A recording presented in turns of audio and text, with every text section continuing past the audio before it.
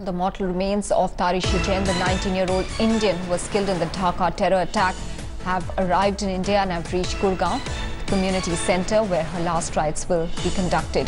Tarushi's remains were in Delhi in a Jet Airways plane along with her parents. The last rites will be performed privately at Shiv Moorthy cremation ground near Gurgaon Sector 29 at 5:30 p.m. Tarushi, who was a student of University of Berklee, was on a vacation and had gone to Dhaka to visit her father. She was with two of her friends at the cafe when the terrorists took them hostage. All three were killed in the incident.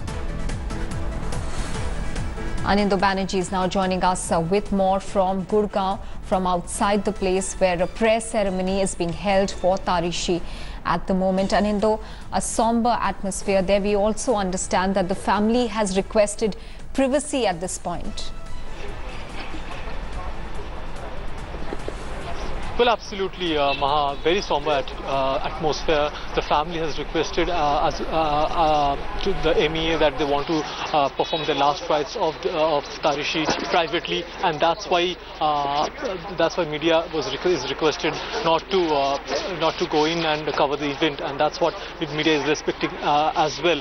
Here also they have requested us not to be inside so that they can grieve personally, and that's why we are outside the community center. Just a while back, the mother came crying all the way from the airport. I had a word with one of the family members who has been in the know of things. He told me that the mother has been crying non-stop for the last 24 hours. So much so that the father wanted to take her directly to the hospital. She is not in the best of her health. So that you can well understand the kind of emotions they are in. As of now, there has been Mr. Bitta, who is just behind me. He's giving a soundbite to media, who heads the anti-terrorism front. He wants to make a point that why terrorism is evil, and also Central Union government is represented by the Power Minister Piyush Goyal. Also, the Education Minister of Haryana government is here representing the state government as well. You know, Anindo, you are pointing out how the mother is at the moment in a terrible state, and in fact, so much so that the family members want to take her to the hospital. How is the father holding up, Anindo? Because it was a very traumatic time for him, as he was standing outside the restaurant where this entire siege played out that day, appealing to the Bangladeshi government to do something about it. Well, I didn't have an opportunity to talk to him because he directly took the coffin there inside. But I mean, through the body language, one could easily make the kind of distraught he is. The way, I mean, you can well imagine somebody's daughter, 19-year-old daughter, texting him the last text that I am inside the washroom and probably I'm going to be killed in a while from now. And that the kind of emotions the father will go through, exactly the kind of emotions Mr. Jain has been going through for the last 48 hours. And now he is here and he wants to grieve personally. That's the request he has sent out to media personnel, and that's why everybody is outside respecting their privacy. And 3 hours from now on, the mortal remains will be headed towards the crematorium where the final rites will be conducted, Maha. Absolutely, we certainly should be respecting the family's wishes at this point as they try to grieve over the death of a young life so brutally cut short. Anindo, they're reporting from Gurgaon. 3 days after the horrific Dhaka terror attack, Bangladesh Prime Minister Sheikh Hasina paid tribute to all those who lost their lives in the carnage in a wreath-laying ceremony today. The ceremony was held at the Army Stadium in Bonani in Dhaka, where Hasina met the victims' families and representatives of their native countries, Italy, Japan, US and India. Hasina was accompanied by her top ministers for the ceremony. Tributes have been pouring in from across the world. Locals even took to the streets for a candlelight vigil in Dhaka on Sunday evening.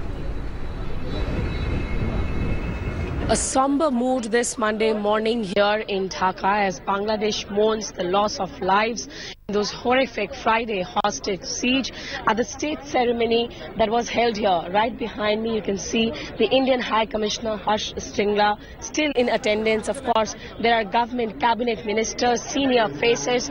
Prime Minister Sheikh Hasina was here as well. She laid a wreath in memory of those who lost their lives. There are symbolic coffins up on the dais. As you can see, the banner that reads, "The people of Bangladesh deeply mourn for the victims of Holy Artisan Bakery tragedy." There are the envoys of other nations as well. The diplomatic community has been in attendance in various galleries, of course, in this army stadium. But remember, there were Japanese and Italians in particular who lost their lives, who were brutally killed. Common people too have also now streamed in. There were security checks, there were tighter security checks. Once the Prime Minister has left, you can see people with those wreaths in hands, those flower bouquets in hands, who are here at the stadium. If I can just try and ask one gentleman, आप हिंदी बोल पाते हैं? I may speak English. English. Yeah, I would Tell like me, to you've come here today. Yeah. Do you think Bangladesh will be stronger after the attacks, or is Bangladesh afraid? Bangladesh's strength will be strong and strong because we sacrificed a lot of lives. Right. Bangladesh is not like that. Bangladesh is a country of friend. Bangladesh is a people of common people. Common people doesn't think like that.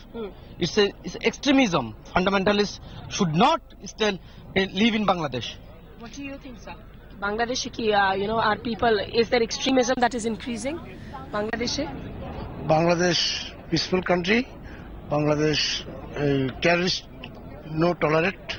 Okay, so that's the voice of the common man on the street who say that there is zero tolerance for terrorism on the streets of Bangladesh, but the government will have to ensure that their intelligence networks are sharpened up, because I have come across people who just fear that this might just be an ominous start of a pattern here that we have seen globally as well. Here at the Army Stadium, attending this funeral ceremony in honor of the dead and of those lives lost, young and old. With video journalist Kripal Singh in Dhaka, this is Smita Sharma for India Today.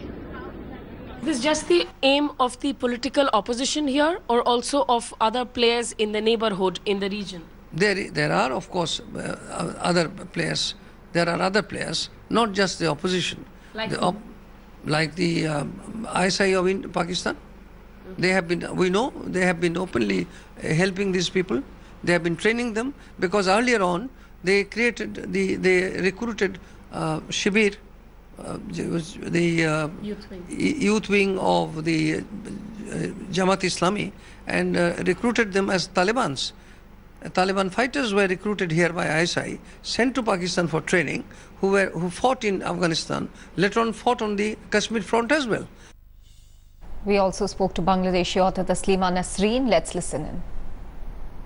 Many Bangladeshi people actually were silent when atheists and secular bloggers and writers were hacked to death, and government, instead of taking any action against the Islamic fundamentalists or Islamic terrorists who killed all those bloggers,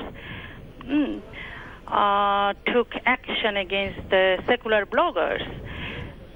Secular bloggers were arrested, imprisoned, and now out of fear, many secular atheist bloggers left the country.